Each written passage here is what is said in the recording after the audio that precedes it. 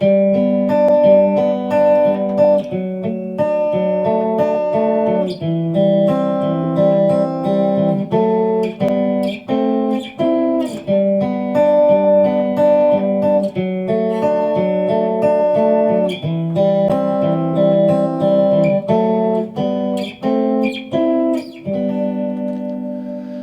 rhythm part to Wonderful Tonight. So we're in the key of G, of course, and we're going to start on a G chord that is like an F major 7 shape, but 2 frets higher. And we're going to pick 4, 3, 2, 4, 3, 2, 4, 2. Now I'm picking it with thumb and fingers. I'm finger picking, in other words. Eric, of course, would do this with a pick. Either way is absolutely fine. You pick the one that you prefer. So it's in eighth notes, as almost all of the song is. 1 and 2 and 3 and 4 and... I'll only give you the count where that changes now because it's almost all in eighth notes. The next chord, D over F sharp, there's a couple of ways that you can finger this. You could make a D and add the 4th string at the 4th fret. What I do though is I bring the ring finger down to the 4th fret of the 4th string, drop a 3-string bar on the top 3 strings at the 2nd fret, and add the 2nd string at the 3rd fret. Out of that shape, we'll play 4, 3, 2, 4, 3, 2, 3, 4. C over E is the next chord, which is C, but you don't need the 5th string. And we'll play the same pattern, 4, 3, 2, 4, 3, 2, 3, 4. And then there are actually 2 rhythm guitars on the track. One of them plays the same pattern on a D chord. But the other one is playing this famous climbing up phrase that's such an integral part of Wonderful Tonight that I think if we're compressing this into a 1 guitar rhythm part, we need to play this part. I don't think it's Wonderful Tonight without that climbing phrase in there. So that's the 4th string at 4, 3rd string at 2, pick those 2. Now 4th string 5 and 3rd string 4. 4th string 7, 3rd string 5. 4th string 10, 3rd string 9. And it's in quarter notes, this one. 1, 2, 3, 4. And then you simply repeat.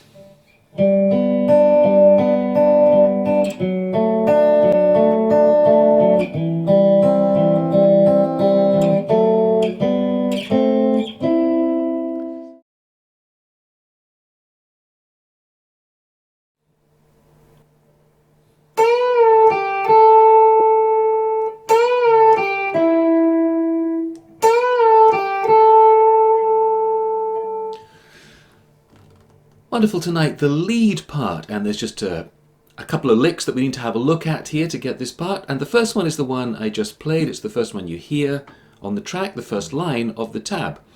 You want to hold down at the 2nd string, the 8th and 10th frets, because we're going to bend up a full step and we're going to release the bend. The full step, of course, being the sound you would hear if you pick the 12th fret. It's the equivalent of 2 frets on the guitar, always. So you bend up till you hear that note, and then release. Then pick 8 and 10 again. That's the first bar of the tab. 1 and 2 and 3 and 4 and. You should hear 4 notes and they're coming on 3 and 4 and. In the second bar, we play that. It's the same bend release.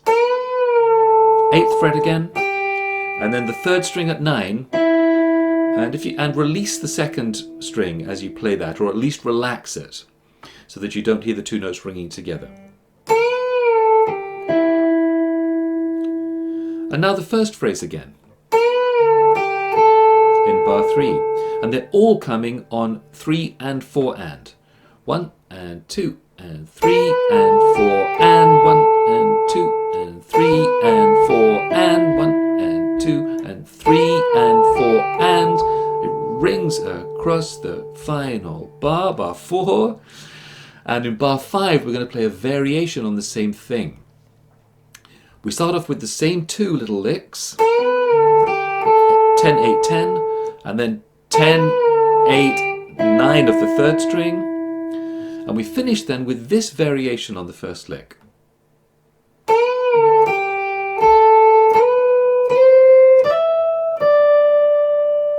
With that climbing up phrase. So it starts off 10, 8, 10, or 10, 8, and then third string 10, 12, slide into 12, slide into 13, a very quick hammer, first string 10 to 12, and then first string 10.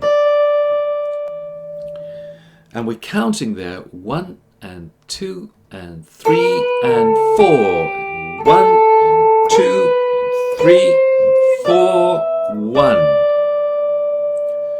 Yeah, so that final, after the bend and the 8th fret, that final 10th fret note is not on the and of 4, it's on the 1 of the next bar. So lick number 1 again.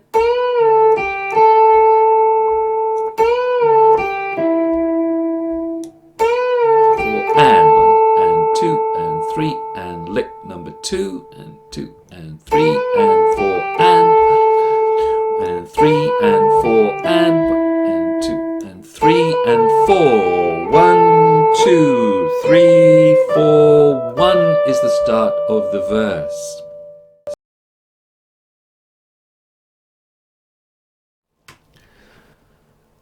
We'll take the bass part to Wonderful Tonight a section at a time. Let's start with the famous introduction riff. And the bass under that, let's take if we look at it a chord at a time, we know that that riff starts with the G chord, the home chord of the song. We're just going to play the 2nd string at the 5th fret. And then on the and of 4, we'll play it again. So it's 1 and 2 and 3 and 4 and 1. There's the 2nd bar, the D over F sharp chord in the rhythm guitar part. And we're playing the 2nd string, 4th fret, and F sharp note.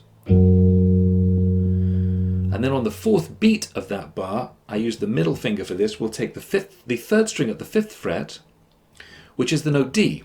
And it's in this case a passing note to take us to the root note of a C chord that's coming next, where at the 3rd bar we'll play 3rd string, 3rd fret, and 3rd string, 7th fret. And that note is a passing note to take us to the D chord, which comes next, and we play this little run, which is 3rd string 5, 7, 2nd string 4, 2nd string 7, I slide into it from 5, and it's going to land back on 2nd string 5th fret, the G note. So let's get the count for that. 1 and 2 and 3 and 4 and 1 and 2 and 3 and 4 and 1 and 2 and 3 and 4 and 1, 2, 3, 4, 1 as we go back round that sequence again. And the second sequence is exactly the same as the first sequence. If you want to get it just like Carl Radl on the record, then instead of playing the 2nd string 5th fret and then on the and of 4 playing it again before dropping down, he puts it on the 4 beat the second time. In fact, almost every other time on the track. 1 and 2 and 3 and 4 and 1. So he puts it on 4 rather than the and of 4. 2, 3, 4, 1, 2. Everything else is the same. 1, 2, 3, 4, 1, 2, 3, 4. And into the verse.